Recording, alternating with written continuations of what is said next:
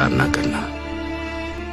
आप चाहे इन पर एतबार करें या ना करें, पर ये करेंगे, आपके लिए लड़ेंगे, आपकी मौत आपसे आगे होकर मरेंगे।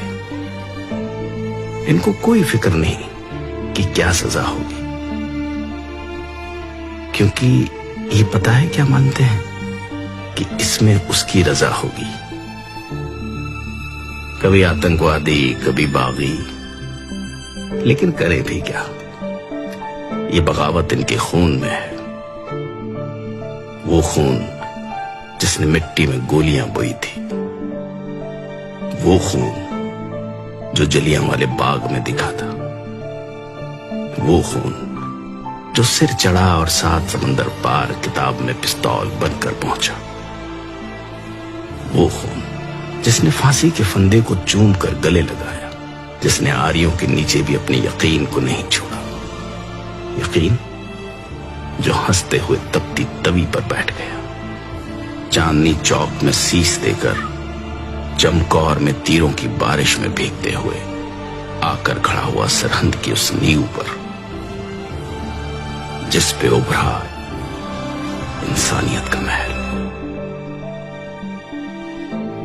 आइए जरा देखें तो सही, ये जो बीते कुछ समय से सड़कों पर घूम रहे हैं, ये असल में हैं कौन? इन माताओं की इतनी कौन सी मजबूरी थी कि वो भी साथ चल पड़ी?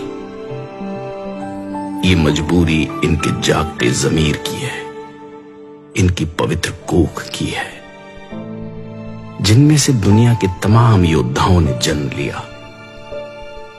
भला ये घर पर कैसे रह सकती थी? इन्हीं में से जन्मे थे आनंदपुर की धरती से सिर मांगने वाले और सिर देने वाले। इन्हीं में से जन्मे वो योद्धा जो पैदा तो अलग अलग गर्भ से हुए, लेकिन आखिर में अपनी सबसे प्यारी मां धरती की कोख में समा गए। ये वही हैं जो रक्षा करते हैं, चाहे अधिकारों की हो या सरहदों की। दोनों तरफ एक ही पिता के बेटे हैं, दोनों अपने अपने फर्ज निभा रहे हैं। अगर कुछ बीच में है तो बुरी सोच की सरकारों के बैरिकेड्स। इनका इतिहास पढ़ने पर पता चलता है कि पहली बार बागी नहीं हुए। जब जब हक और सच के लिए आवाज उठाने की जरूरत पड़ी, ये सब अपनी अपनी जगह आगे आकर लड़े। ये लोग जिनकी भाषा, पहरावा, त्योहार और संस्कृति तो अलग हो सकती है, लेकिन अंदर की आग एक ही है, एक अच्छे देश के निर्माण का सपना, जिनका सबसे पहला धर्म हो इंसानियत। ये वही है जो मौत को सामने देखकर हंस हंस कर जयकारे लगाते हैं।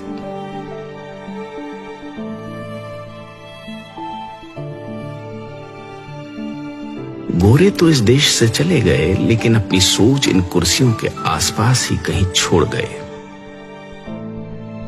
जिन पर बैठने वाले चेहरे तो बदलते हैं,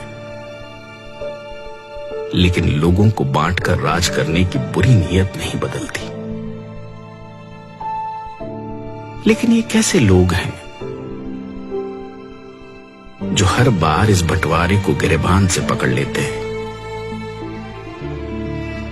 पानी के मसले पर बांटे हुए आज जमीन के मसले पर कंधे से कंधा मिलाकर लड़ रहे हैं। इनके माथे की लकीरों में तवारीख लिखी गई है।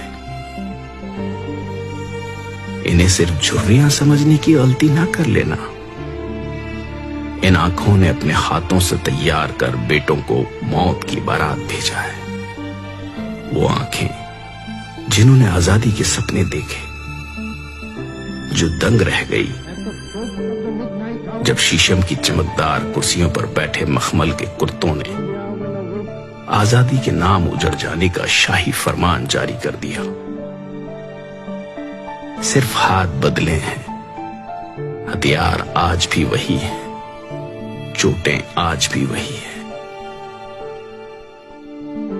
लेकिन इन भले मानसों ने उजड़कर भी पता है क्या कहा? नानक नाम चढ़दी कला, तेरे भाने सरबत का भला। आप रूप अमीक अन पुस्तक बरखा पुत गर्भगन सरपंगन आग्रूप दूत ईश्वर की रजा को सबसे ज्यादा मानने वाले किसान सब कुछ यही तो पाल रहे हैं। इन फसलों को, तुम्हारी नस्लों को, गरीबी से मर रहे आम इंसान को, भ्रष्टाचार से बड़े हुए पेट को, ईमान को, बेईमान को, इंसान को, शैतान को, बेजुबान को, हिंदू, सिख, ईसाई, मुसलमान को, सबको यही तो पाल रहे हैं। इसीलिए तो इन्हें अन्नदाता कहा जाता है।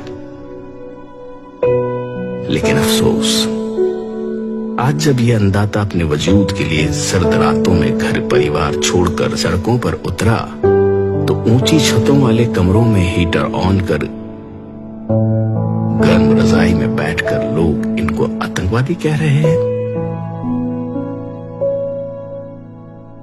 अगर अपनी आजादी, इंसानियत और सबके भले की बात करना आतंकवादी होना है तो माफ कीजिएगा, पर कोशिश करना कि ऐसे आतंकवादी बन सके जो मारते हैं दिलों की नफरत को, ऊंच नीच के फर्क को, गरीब और अमीर के बीच के फासले को। और हां, मरने से याद आया, मौत केवल शरीरों की ही नहीं होती। शीशे के सामने खड़े होकर आंखों में आंखें डालकर देखिएगा, कहीं अंदर कुछ मरा तो नहीं हुआ।